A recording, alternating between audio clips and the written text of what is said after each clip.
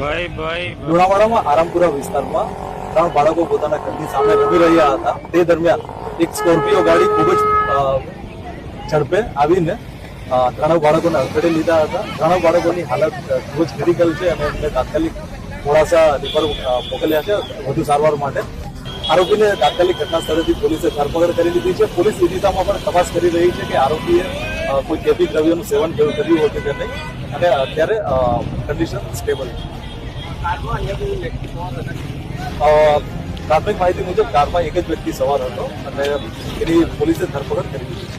સાહેબ, આજે કાર ચાલક પ્રાથમિક માહિતી અનુસાર આ કાર ચાલક છે ગાંધીનગરનો છે અને અહીંયા એક પ્રસંગમાં એક વ્યક્તિના ઘરે આવ્યા હતા અને ત્યારબાદ આ કાર ચાલક જઈ રહ્યો હતો. તે દરમિયાન આ બાળકો ઘરની સામે રમી રહ્યા હતા અને ત્યાં એણે ખૂબ ઝડપે ચડાવીને આ બાળકો જોડે એક્સિડન્ટ થયો.